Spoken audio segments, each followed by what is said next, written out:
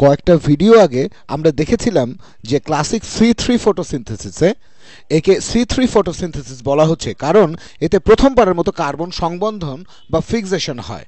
প্রথমবারের মতো carbon dioxide fixation হয় একটি 3 কার্বন অণুতে। কিন্তু C3 ফটোসিনথেসিসের সমস্যা হলো যে এনজাইম কার্বন ফিক্সেশন করে তা অক্সিজেনের সাথে রিঅ্যাকশন করতে পারে, আর যখন অক্সিজেন রাইবোলোজ বাই ফসফেটের সাথে বিক্রিয়া করে কার্বনের বদলে, তখন একটা ফলাফলহীন বিক্রিয়া পাওয়া যায়। এটি এটিপি আর NADPH কেবল খরচই করবে কিন্তু কোনো কিছু তৈরি করবে না। যদি কার্বনের বদলে অক্সিজেন বিক্রিয়া করে তবে কিছুই পাওয়া যায় না, আর প্রক্রিয়াটিও ইনএফিশিয়েন্ট হয়ে যায়। আমার মনে হয় এটাই আসলে ছিল শেষ ভিডিওটা। আর কিছু উদ্ভিদ এই সমস্যা এড়াতে বিবর্তিত হয়েছে। তারা যেটা করে সেটা হলো তারা কার্বন ফিক্সেশন করে বাতাসে উন্মুক্ত কোষগুলোর বাইরে, আর অক্সালো অ্যাসিটেট নামে একটা 4 কার্বন অণু সৃষ্টি করে। এটা ম্যালেটে পরিণত হয়, আর এই ম্যালেট পাতার আরও গভীরে পাম্প করা হয়, যে অংশটা বাতাসে উন্মুক্ত নয়, আর তারা ম্যালেট থেকে কার্বন ডাইঅক্সাইড বের করে নেয়। আর এটাই হচ্ছে সেই জায়গা যেখানে ক্যালভিন সাইকেল সম্পন্ন হয়। যদিও রুবিস্কো সেখানে থাকে, কিন্তু তারপরও ফটো রেসপিরেশন হয় না, কারণ এটা কেবল কার্বন ডাইঅক্সাইডকেই অ্যাক্সেস করতে পারে কিন্তু অক্সিজেনকে পারে না। এটা সুগার উৎপাদনের খুবই কার্যকর একটা উপায়, আর তাই আমরা যেসব উদ্ভিদকে খুব ভালো সুগার বা ইথানল প্রস্তুতকারক হিসেবে জানি তারা সবাই C4 ফটোসিনথেসিস করে। আমি এখানে লিখছি কর্ন, সুগার কেইন আর ক্র্যাবগ্রাস। এরা সবাই খুব ভালো সুগার বা চিনি উৎপাদক, কারণ এরা ফটো রেসপিরেশন নিয়ে মাথা ঘামায় না। এখন কিছু উদ্ভিদের অন্যরকম সমস্যা আছে, তারা ততটা কার্যকরীভাবে প্রক্রিয়াটা ঘটায় না, বরং তারা বেশি পরিমাণে পানি ধরে রাখতে চায়। এরা কোন প্রকারের উদ্ভিদ?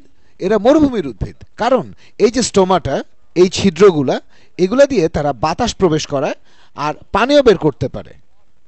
রেইন ফরেস্টে এটা হয়তো কোনো ব্যাপার না, কিন্তু মরুভূমিতে কোনোভাবেই পানি হারানো চলবে না এই স্টোমাটা দিয়ে। তো ব্যবস্থা হলো যে দিনের বেলায় স্টোমাটা বন্ধ রাখতে হবে। তো এটাই আমি চাচ্ছি যদি মরুভূমিতে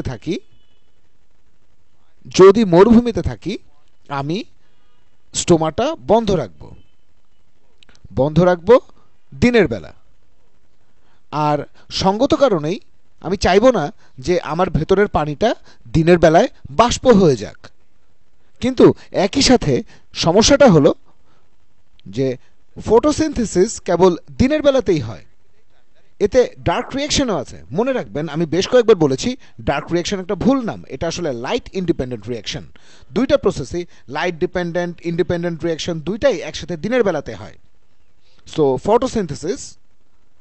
ফটোসিনথেসিস এটা কেবল দিনের বেলাতেই হয়, শুধুমাত্র দিনের বেলাতেই হয়।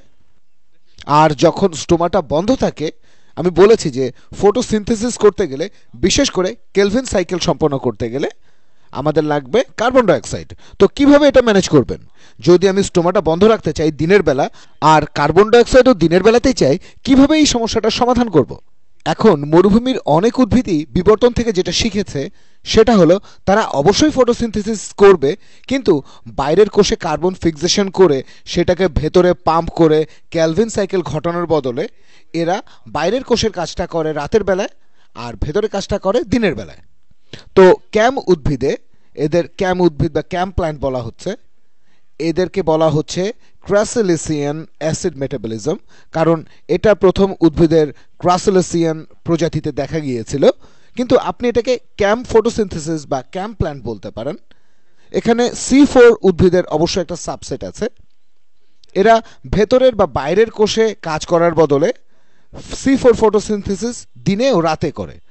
তো এখানে একটা সাবসেট আছে C4 প্ল্যান্টের অথবা C4 ফটোসিনথেসিস প্ল্যান্টের। এরা যেটা করে সেটা হলো রাতের বেলায় এরা স্টোমাটা খোলা রাখে। তাদের স্টোমাটা রাতের বেলায় খোলা থাকে, আর তারা এ সময় ফিক্সেশনে সক্ষম থাকে। আর সবই ঘটে মেসোফিল সেল আর ক্যাম প্ল্যান্টে। এখন রাতের বেলায় যখন পানি হারানোর ভয় থাকে না, ধরি এটা একটা মেসোফিল কোষ, আমার স্টোমাটা খোলা, এটা হলো আমার স্টোমাটা, আর এটা কার্বন ডাইঅক্সাইড ঢুকায় আর পানি হারানোর ধার ধারে না। এখন রাত, তাই কার্বন ডাইঅক্সাইড এদিকে ঢোকে, তখন এটা কার্বন ডাইঅক্সাইডকে ফিক্সেশন করে। এই হলো আসল প্রক্রিয়া যেটা C4 উদ্ভিদগুলা ঘটায়। কার্বন ডাইঅক্সাইড ঢোকে, আপনার পেপও আছে, পেপ পুরাটাই ফ্যাসিলিটেড হয় পেপ কার্বক্সিলিস দিয়ে। এটা হলো সেই এনজাইম যেটা কেবল কার্বন ডাইঅক্সাইড ফিক্সেশন করে। তারা কেবল কার্বন ডাইঅক্সাইডের সাথে বিক্রিয়া করে, অক্সিজেনের সঙ্গে নয়। ক্যাম্প 4 ভিডিওতে এটা আমরা দেখেছিলাম যে এটা তৈরি করে ম্যালেট, একটা 4 কার্বনের অণু।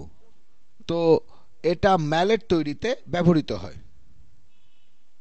এখন ম্যালেট অন্যান্য কোষাণুতে সঞ্চিত হয়, যেমন ভ্যাকিউল। এরা কোষে এক একটি বড় পাত্র হিসেবে কাজ করে।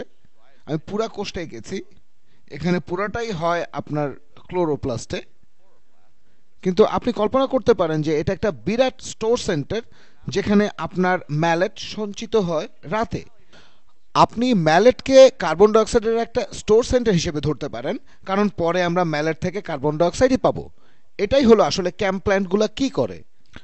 এখন রাত, কিছুক্ষণ পরেই সূর্য উঠবে। দিনের বেলায় এই মরুভূমির উদ্ভিদ, হয়তো একটা ক্যাকটাস, জলীয় বাষ্প হারাতে চায় না, তাই সে স্টোমাটা বন্ধ করে দেয়। স্টোমা, ঠিক এই স্টোমাটা সে বন্ধ করে দেয়।